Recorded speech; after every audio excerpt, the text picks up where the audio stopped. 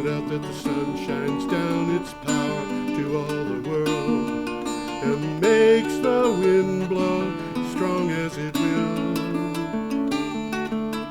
I wonder how gentle rains can fall upon the land, so lovely earth can stay lovely still.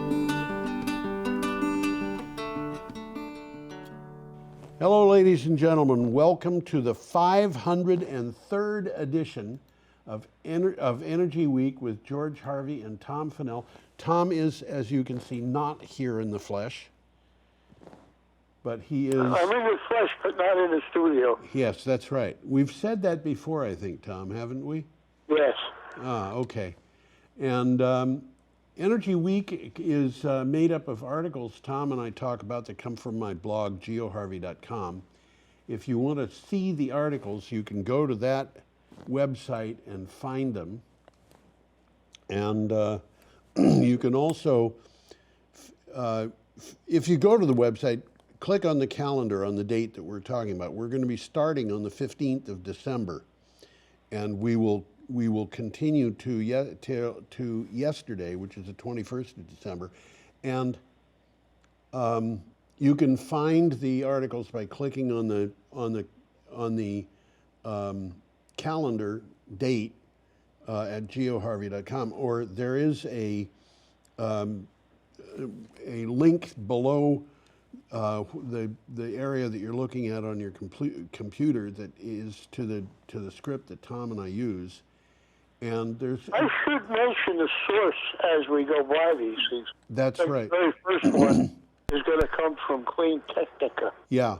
There's a couple of other things that I want to mention, one of which is we're getting into that part of the year when we're going to be looking for donations to support Energy Week, and the donations will be made to BCTV, Brattleboro TV, at BrattleBoroTV.org. You go there.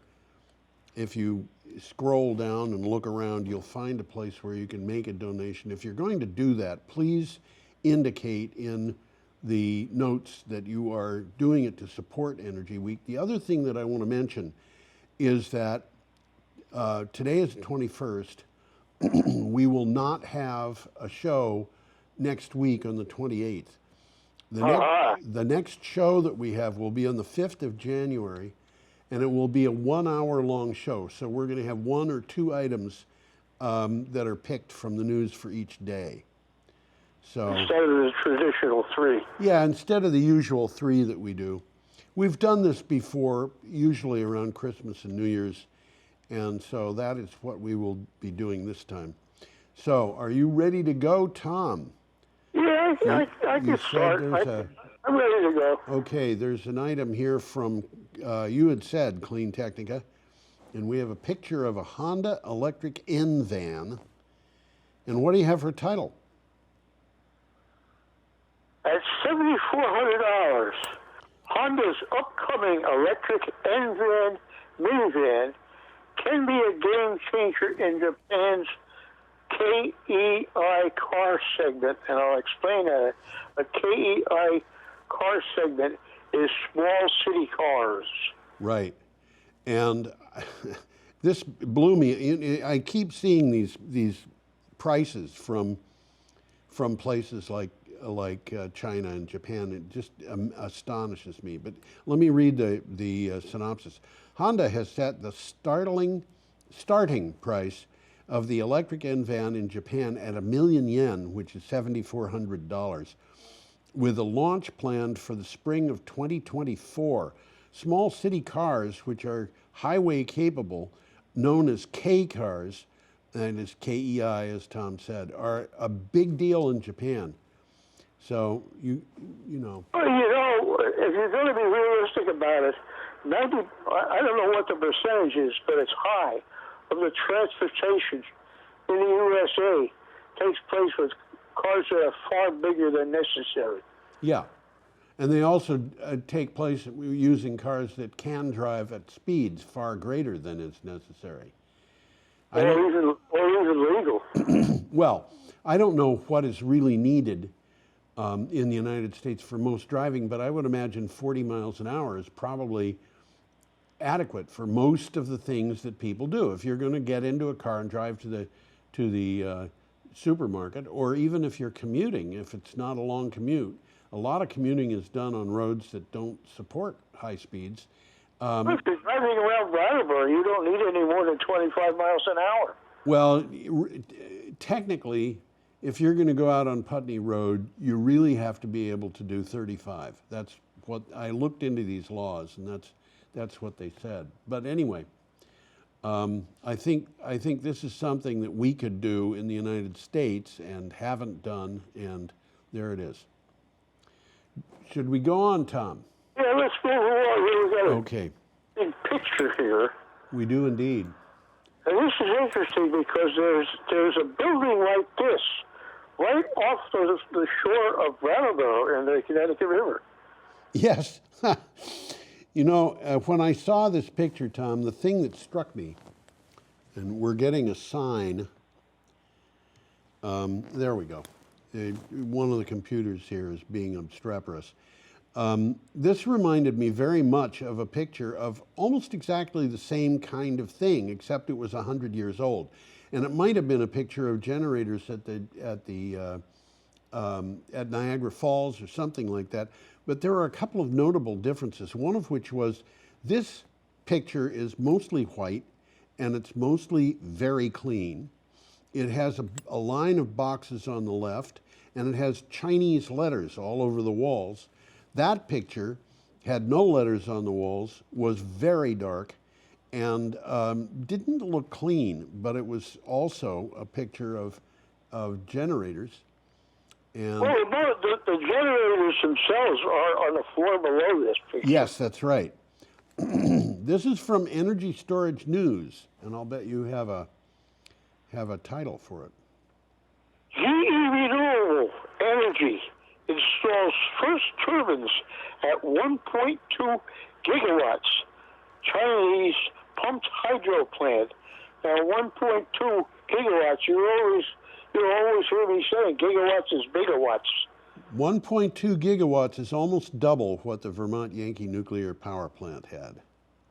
That's a goodly amount of power. Yeah, it's a goodly amount of power.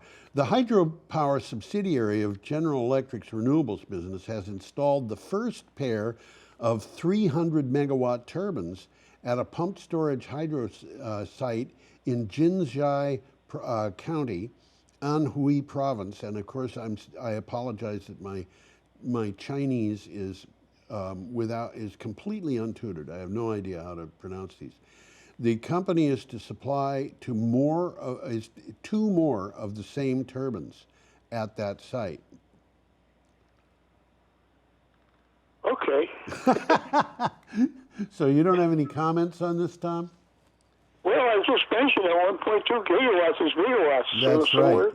We're Yeah. talking some significant amounts of energy here. We are indeed. This is not minuscule.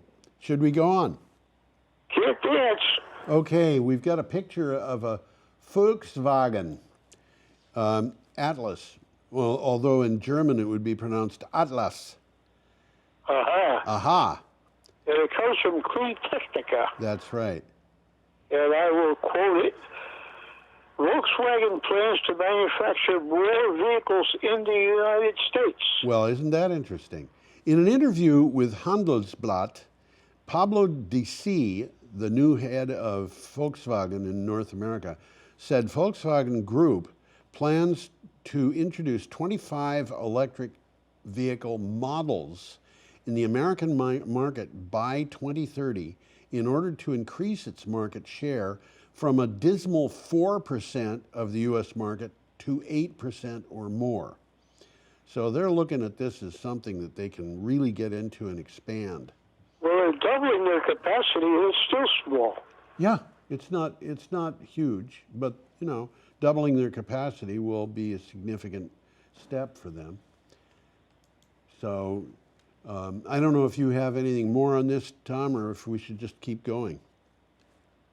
Well, I think we should keep going. Okay, we're up to Friday, December 16th, and we have a picture of a factory And I'll put that up for people so they can see it. Okay, and this is from Clean Technica. It's a factory, but it's not a factory. It's the factory that the article's about. Oh, yes, indeed, that's true. What do you have to say about it?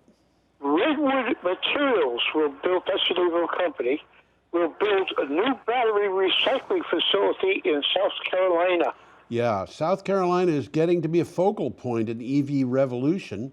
Hyundai is building a $5 billion factory to make EVs in the state. BMW and Volvo have factories. Redwood Materials, and this is the Redwood Materials factory you're seeing, announced it will start construction of a $3.2 billion factory recycling facility. Which is interesting. It is. This is a concept where you got an electric car, you got a very complicated battery, and when it wears out, they recycle it. Yeah, absolutely. Another thing about this that's noteworthy, a couple of things, one of which is that a lot of this activity in South Carolina is the result of the inflation, what do they call that? The Inflation Reduction Act? Yeah, it's got some provisions in there that help growing manufacturing within the United States. Right. And also in union plants. Yeah. The incentives for people to buy electric vehicles depend to some extent on how much of the car is actually made in the United States. And so that's the first thing I wanted to mention. The second thing that I wanted to mention, and I'm not sure why this is, but it's certainly happening, is that a lot of the new plants that are being built, and there's a bunch of them being built, are in states that voted primarily Republican in the last election. I think it has to do with those states where they're traditionally, let's just say, business friendly. Yeah, I think that's probably the case. Yeah, absolutely. So, more? Now let's move on. We got a nice picture here, a lot of colors in it. A lot of colors. That's what we have. And it is Los Angeles. I will take your word for it, especially because you're agreeing with the caption. It came originally from CNN, and it says, and I quote, California regulators approve plan for carbon neutrality by 2045. Yeah. The California Air Sources Board approved a plan to reach carbon neutrality by 2045 in line with legislation signed by Governor Gavin Newsom earlier this year. It is to move one of the largest economies in the world to California. That's California, which is one of the largest economies in the world, to renewable energy and away from fossil fuels. It's inevitable. Yeah, well, of course it is. You know, we've got two choices here. Either we pick up fossil fuels big time or we die. So, you know. You're right. I mean, that's pretty grim, but.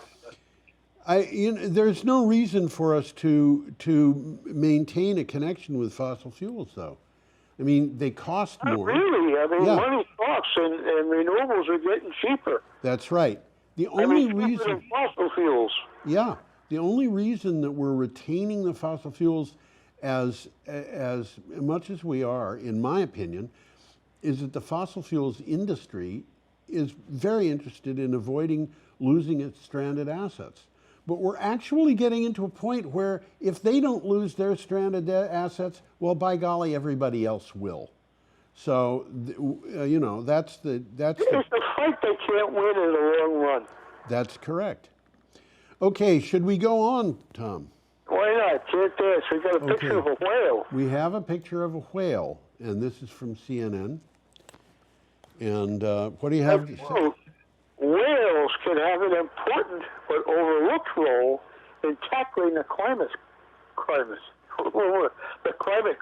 Right. And this is something I found a little surprising, but as I thought about it, it didn't. The world's largest whales are more than just astonishing creatures. Much like the oceans, soil, and forests, whales can help save humanity from the climate crisis by sequestering planet heating carbon emissions. And this is according to researchers who did research on the subject. Well, due to the enormous size of these marine mammals, which can weigh up to 150 tons, their metabolism alone can store carbon effectively. Yeah, and just imagine what would happen if I weighed 150 tons. I wouldn't be able to get out of bed. You wouldn't be able to walk down Canal Street. Just imagine the big splash I'd make if I fell into the Connecticut River. Okay, we are up to Saturday, December 17th, and we have a picture of an airplane. That's what it looks like to me. This particular airplane is a Boeing 787, and the article came from CNN. And I quote, Virgin to fly net zero transatlantic Boeing 787. Yep. Virgin Atlantic plans to operate a Boeing 787 from London to New York. And it didn't say in the article, but I presume back again, powered solely by waste oils and fats. Actually, they could fly it from London to New York on waste oil, and then from New York to London on regular oil. A move hailed as a step toward reducing aviation's significant environmental impact. Billed as the world's first net zero transatlantic flight, the aircraft will hit the skies in 2023. What they're working on is waste oils and fats from restaurants. Yes. In New York and in London. They could pick up waste oils in New York City. I don't know why they wouldn't. Absolutely. Yeah. More on that, Tom? Well, London as well. What's that? London as well. Yeah, absolutely. So, should we go on? Why not? Can't dance. An interesting picture of an automobile here. This is an interesting picture of an automobile indeed. This is the new Tesla Roadster. People who've been paying attention to Tesla for quite a while will know that the original car that they came out with was a Roadster, and it was expensive as all get out. You're going to buy me one of these, aren't you? What's that? You're going to buy me one of these, aren't you? I'm going to buy you one of those, right. Just hold on a little while. That dream will come. It may not come true, but it will come. It'll be a dream. Okay. Well, there's no grill on that car, you notice. I knew you were going to say that. This is from Clean Technica, and I'll bet you have a title for it. BYD, which stands for Build Your Dreams, that's the name of the company, Yep. may lead in EV batteries, EV deliveries, and Tesla will pass Toyota. Okay. While BYD could threaten Tesla's crown for the world's largest EV maker, some argue that another metric matters far more. Analysts predict Tesla's operating profit will surpass global leaders Toyota's. This could represent another industry-wide disruption from the U.S. car maker. Now, I was a little surprised by this article because I thought that BYD had already passed Tesla's crown as the world's largest EV maker. I think it depends upon the metric you use. I think that BYD actually builds significantly more cars than Tesla does, but its cars. BYD is the biggest car company you've ever heard of. Yeah, I think that may be true, but it builds a lot of things besides cars, and it also it builds a lot of things. The cars that it have included so far, and they're going to stop doing this soon, if they haven't already. Historically, their cars included a number of hybrids.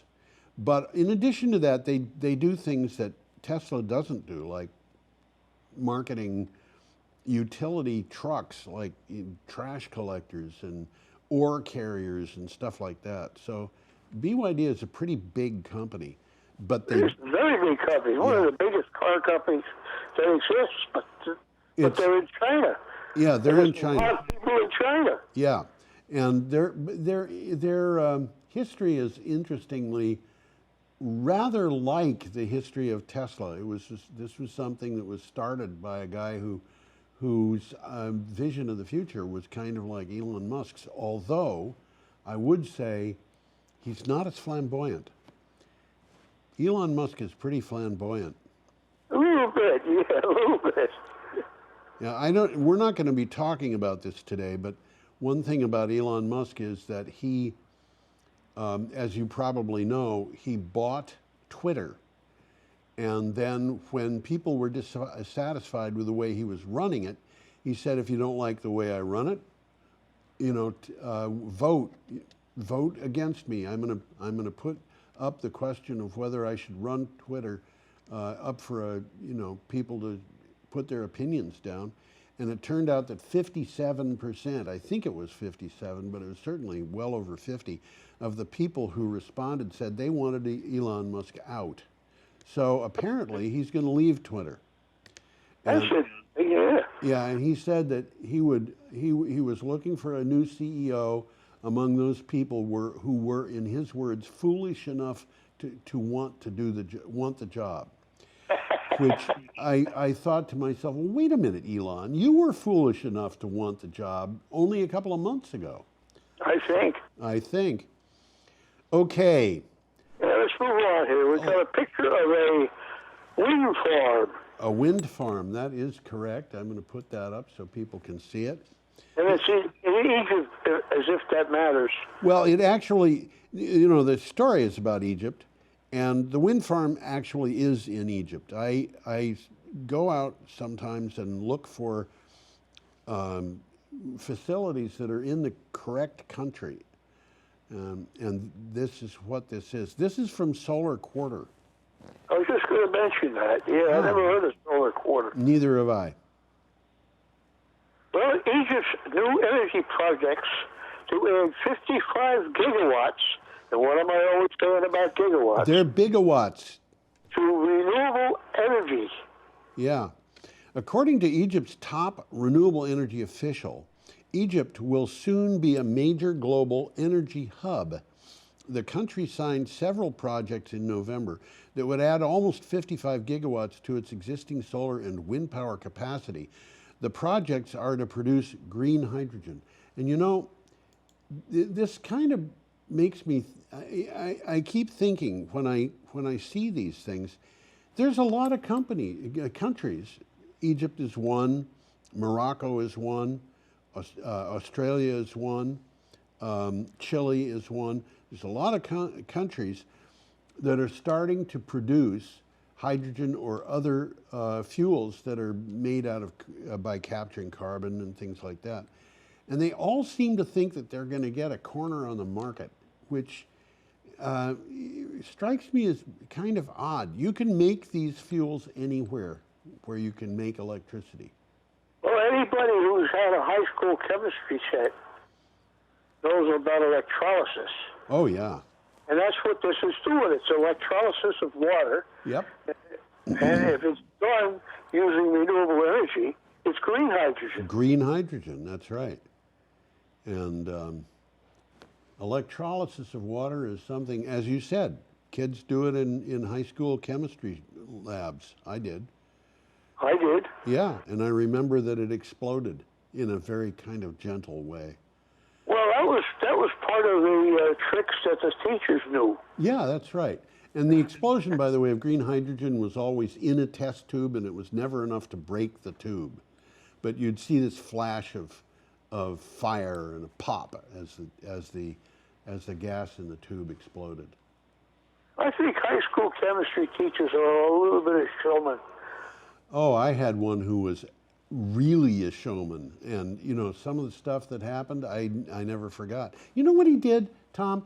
He had water boiling in a flask, and he capped the flask and he put the neck of the flask under cold water, and the water in that flask just boiled and boiled and boiled while the cold water was running on the neck, even though there was no fire under it. Interesting. And he said the reason this happened was because the pressure inside the flask had gone to very nearly zero, because the water that was in the air there, or in the atmosphere there, because there wasn't any oxygen or nitrogen, was condensing so rapidly, and he said it was actually cooling off quite a lot. I was just going to say the water was boiling, but it wasn't hot. Yeah, and I said, how hot is that water? And he said, hold out your hand. And he popped the cork off the top of this flask of boiling water and poured it on my hand, and it was cold. Yeah, there you go. He used to show the physics people how he could have a container of water which was freezing at one end and boiling at the other. Oh, don't you love it? Let's move along. We got a picture of a Tesla dealership, That's which right. they don't have very many of. I didn't think they had any. Well, they have. This is in China. I don't know what. Tesla doesn't have dealerships in the United States. I don't know what it does in China, but they're going to have to obey whatever Chinese laws are. And Well, apparently this customs. is a photograph, not an artist's rendering. That, I believe, is correct. This, by the way, comes from Clean Technica. China, EV exports surge. Yes, China has had ambitious plans to dominate the world auto industry through EV manufacturing, and by golly, they're doing it. They are doing it. Yeah. Yep. A recent Bloomberg report says it looks like China's ambitions are being realized. And a top EV exporter from China is none other than an American firm called Tesla. It will export more than 200,000 EVs from China this year, and a lot of them are just cruising on by the United States and going to Europe. 200,000 is more than several. It's more than I can afford. Okay. Well, this is progress. I mean, this is what's happening. I think you're right, Tom. And you know, one of the things every time I look at this, I think about the fact that well, just to give you an illustration, about a little over a year ago, Bloomberg NEF did an inventory of the American electric bus fleet, and I don't remember the exact number, but it was less than 700 and more than 600. Let's just call it 650. A little less than a year ago, another story appeared saying that Bogota, Colombia, had just put in orders for 1,002 electric buses. So one city in South America was buying more electric buses than there were in the United States, the whole United States. And of course, they were buying all those electric buses, 1,002 of them, from BYD. And they felt very good about buying 1,000 electric buses from BYD because they already had 700 of them, and they knew what they were capable of doing. They just saved huge amounts of money. Well, they save a tremendous amount on maintenance. Yeah, but buying the buses up front, they save money on because BYD is willing to sell a bus without selling the battery to you. They sell you the bus for $48,000 or something, and they lease you the battery. So we're talking about a market where the good old fashioned American internal combustion machine is just absolutely outmoded. And Oh, absolutely. They are a thing of the past. They're dead. They just don't know it yet. yeah, and the well, in the best bus market they do, because the Chinese are selling well over 95% of electric buses, and Maintenance is way down. yeah, the majority of buses being sold worldwide are electric, I've read. And this is China doing this. You know, Tom, when you and I were kids, if somebody talked about some economic thing going on in China, the first thing that would come to our mind was people in conical hats planting rice in rice paddies. And it ain't like that anymore. It's not like that anymore. And, you know, basically we've been ignoring this market of electric buses and to some extent of electric vehicles. And the result of that is we've basically donated. In the fact that in the case of the electric bus market, we've donated the bus market to China. It's just a gift to China. And in the EV market, we've done the same thing until the last year or two, except that we had one kind of, I don't know, I shouldn't say the word crazy, but the word comes to mind, but a genius, a kind of an eccentric genius, let me put it that way, in Elon Musk. And he's done a lot for American electric vehicles, but if we didn't have him, I don't think we'd have anything. At I least, think you're right. yeah. Okay, should we go on, Tom? Well, a subset of places to put in electric buses is Yeah. schools. So Oh, we'll absolutely. talk about that later. Huge schools. Okay, Perfect. It's a perfect match. yep, we have wind turbines. You remember what wind turbines are, Tom? Looks like wind turbines to me. That's what it looks like. You suppose it actually is wind turbines? I think it probably is. If they're Okay. not cleverly disguised. Yeah, I don't know what they are, but they sure look like wind turbines.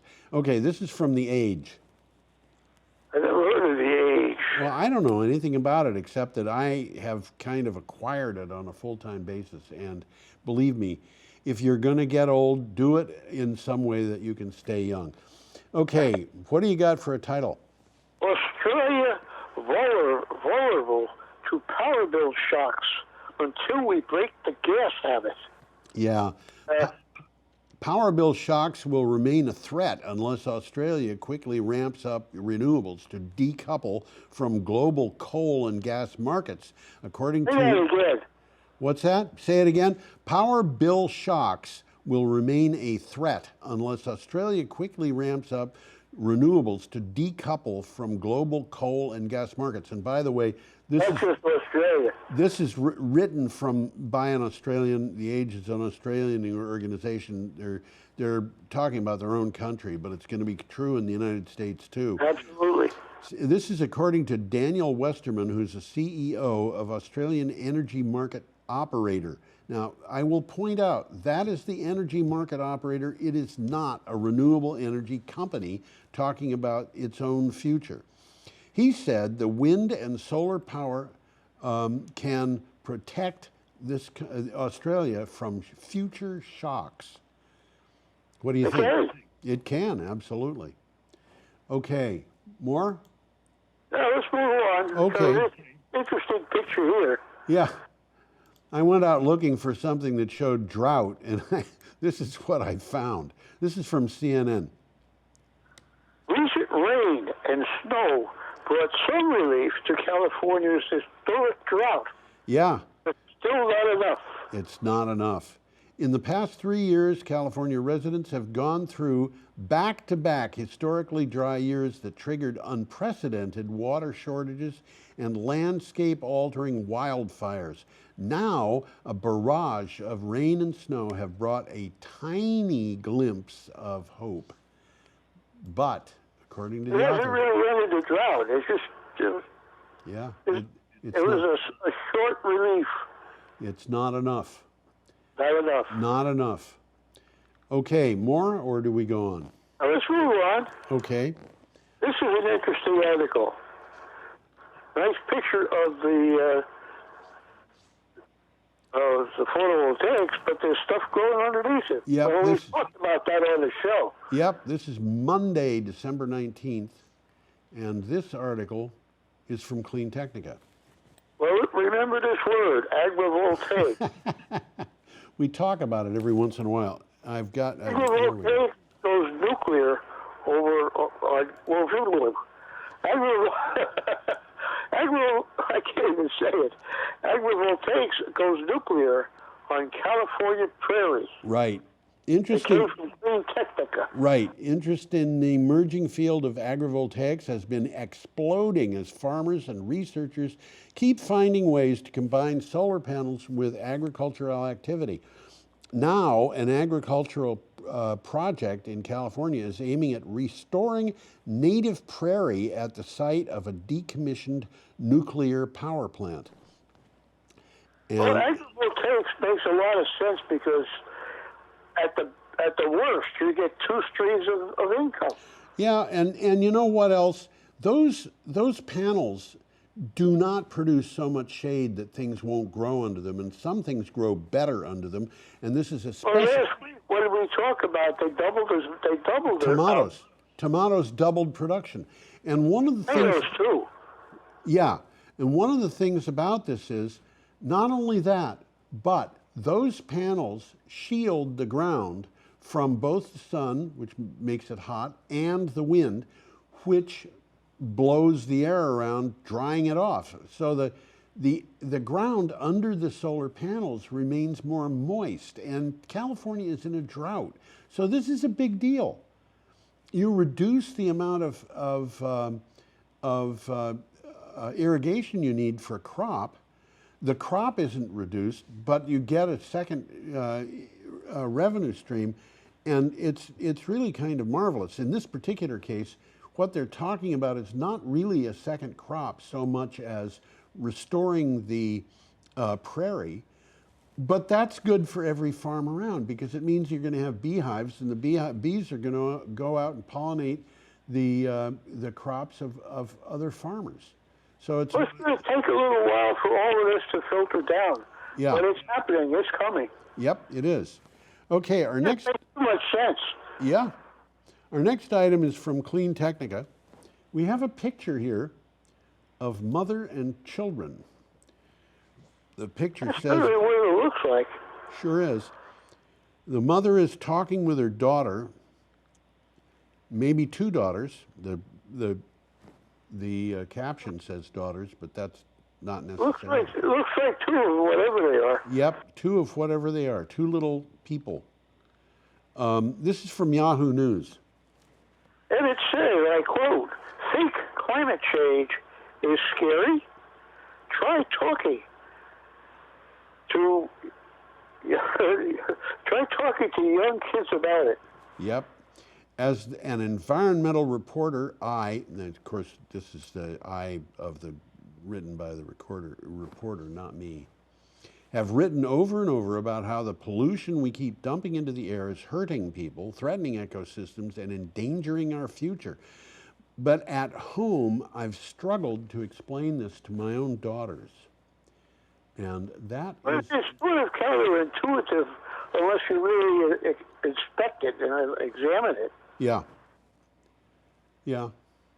Well, the daughters, you try telling the daughters why we're destroying the climate. They're not going to like it. Sons won't like it either. I mean, it's their future. I was just going to say, you're destroying their future. Absolutely. Okay. Let's move on. Okay, we are up to... What are these funny-looking things? Oh, those funny-looking things. Yeah, we've got more of them. They keep showing up.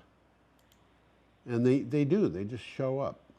Amazing. They grow like weeds, Tom. Have you ever considered that? I have, but only briefly. I think I'll have to spend a little more time thinking about that. Okay, this is from The Guardian. What do you have for a title? Victoria's Gippsland coast to become Australia's first offshore wind farm zone. Yep. And by the way, Gippsland is a rural region in the coastal plains south and west of Melbourne. Okay. I've never heard of Gippsland before. I come across references to Gippsland every once in a while when I'm doing my blog. Gippsland Coast in South Victoria will be home to the turbines of Australia's first offshore wind farm zone. With the heavy winds and the Bass Strait. Bass Strait is the strait that separates the mainland of Australia from Tasmania.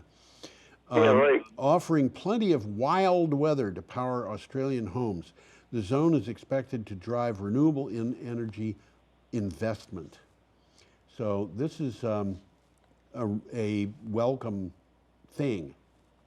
Oh yeah, definitely. They basically got a resource. They've got a resource. There's no question about it. And it's, as I said, they've got people trying to prevent this, people who are worried about stranded assets in the fossil fuels industry, but more and more people are understanding that opposing that is stranded assets in a lot of other industries, and this is something that just has to be considered. Well, the bottom line is it's the economics, stupid. That's correct. Okay, we're up to Tuesday, December 20th. All day. And we have a picture of flowers. Looks like flowers to me. Lots and lots of flowers. Lots of And flowers. it says, and I quote, more than 190 countries signed a landmark agreement to halt the biodiversity crisis. Right. This is from CNN, and I'm going to have to explain about COP15 and COP27 and so forth. But I'll read the synopsis first. An agreement with 23 targets aimed to help the biodiversity crisis was reached at COP15 by more than 190 countries.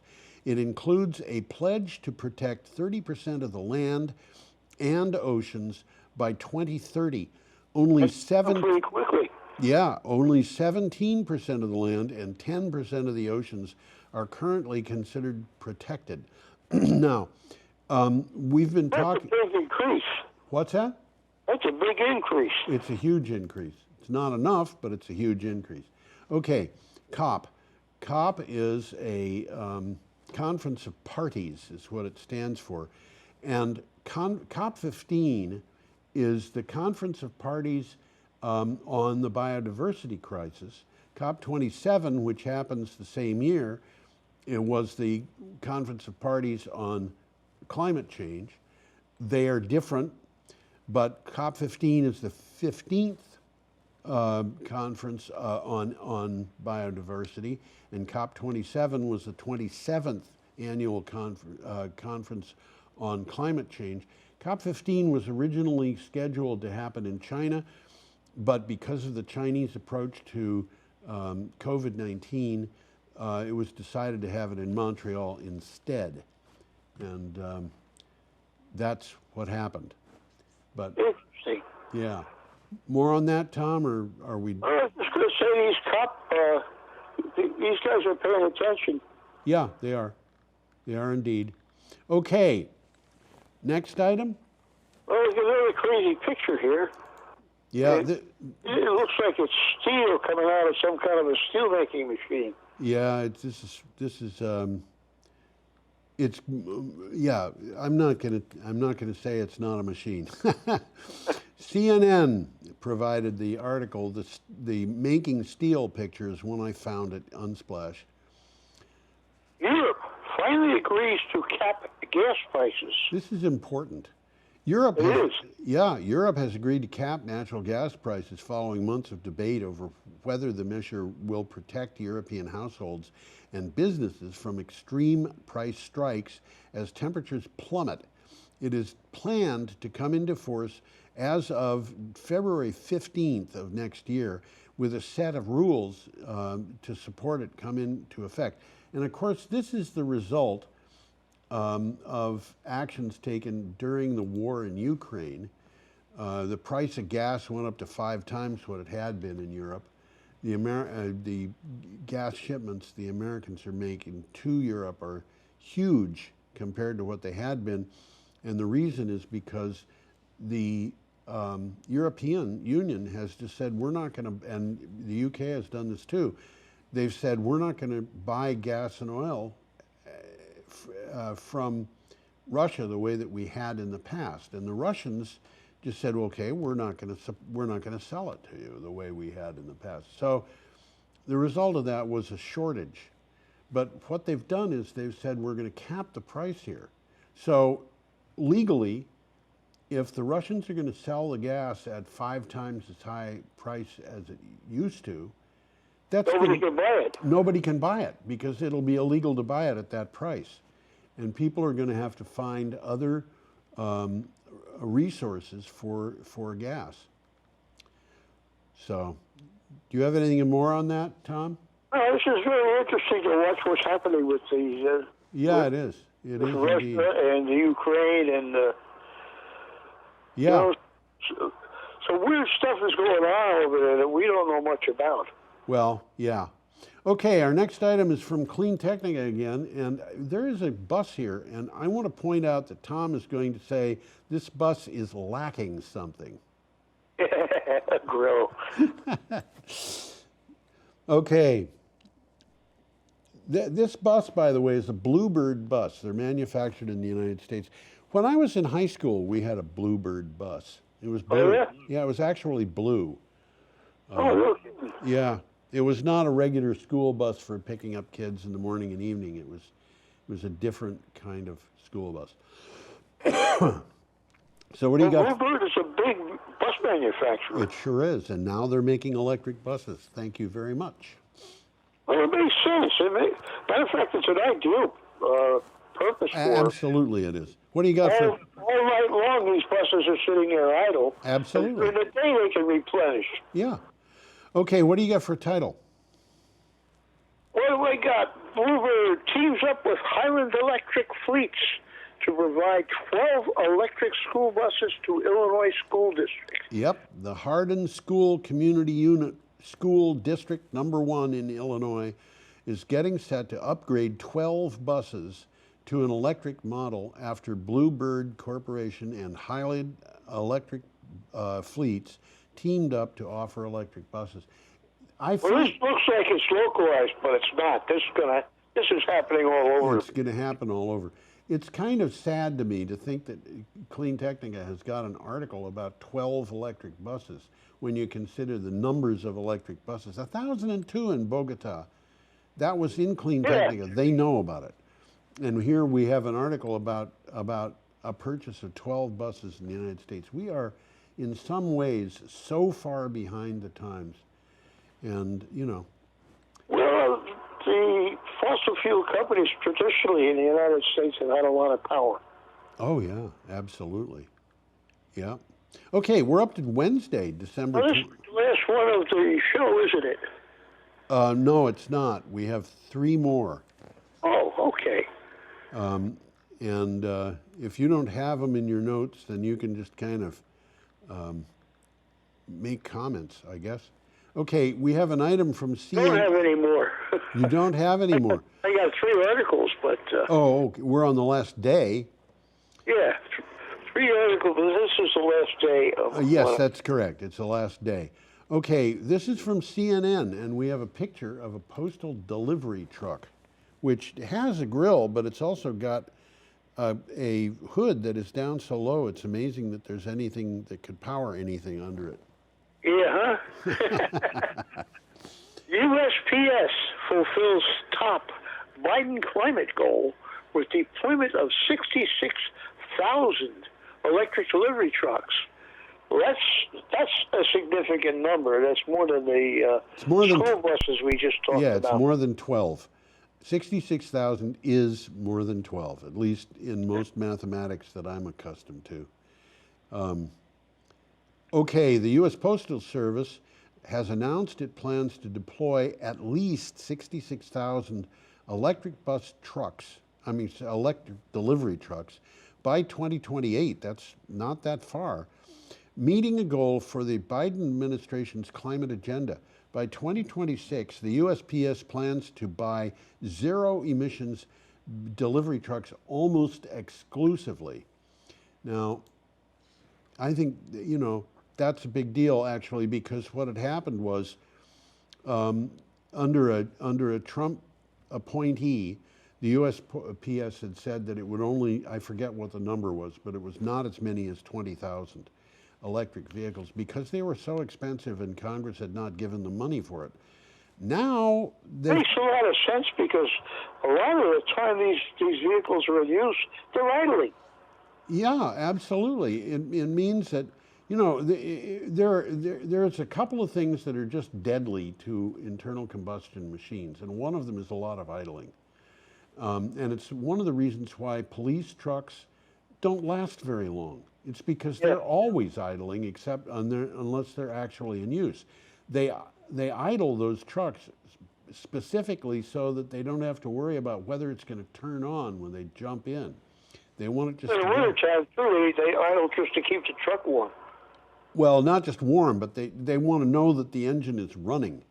They want to jump in, step on the accelerator, and just go. Okay, more? No?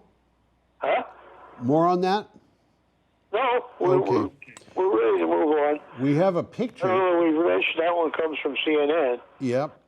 Okay, we have an item from Clean Technica with a picture of the Colorado River from the Well, European. this is a very interesting picture of the Colorado River. It shows how much water is actually in that river. I think we're looking at the Grand Canyon. We might be, but I have a feeling that the amount of water, I don't know when this picture was taken. I think it's probably several years old. What you're saying is if you took that picture today, there'd be a lot less water. Yeah, I think that would be the case. Anyway, what do you got for a Right. title? Crunch time for Colorado River as federal government ponders mandatory cuts. According to the Washington Post, state and federal authorities say that years of overconsumption of water are colliding with the stark realities of climate change. They may create a, quote, complete doomsday scenario, end quote, for the Colorado River. So what's happened here is that the states along the Colorado River that are collecting water from it for irrigation, for use in city water systems and so forth, have been trying to agree to how much water they can take from the river, and they just have been unable to agree. This is not the first time this has happened. It's not the A significant portion yeah. of the fruits and vegetables that we consume come from the Colorado River. Right. Actually, significant, it's about 50%.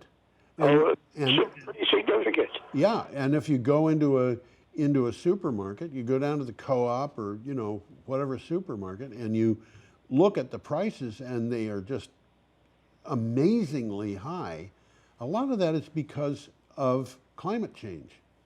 Absolutely. And, you know, I was thinking, somebody asked me whether climate change was real, Tom, and I thought about this. And What were they smoking when they asked you that? well, you know, I started thinking about this, and I decided I would come up with an answer that I think is actually accurate, and it's not going to sound possible when I say it, but I believe more firmly in the existence of climate change, more completely in the existence of climate change than I do in the idea that adding 1 + 1 will equal 2.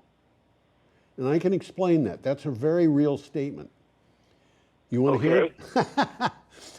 I've worked with different kinds of mathematics, and I know enough to know that when in different kinds of mathematics, sometimes when you add 1 and 1, you get 1. And in other kinds, when you add 1 and 1, you get 0. And you know, just to imagine how crazy this, as crazy as this sounds, just think about this. When you add 1 to 12, what do you get? 13. Unless it's on a clock. Good point. You see, there it is. Point. Yep, there you go. So, you know, 1 + 1 equals 0. This is a real possibility. In order to One know... of the things that I want to mention is a lot of the fruits and vegetables, a significant portion of the fruits and vegetables we consume nationwide come from the Imperial Valley in Absolutely, California, yeah. which is irrigated by the Colorado River. And the Central Valley of California is also Valley as well. just being clobbered by climate change. These places would be deserts if it wasn't for irrigation. Yeah, absolutely.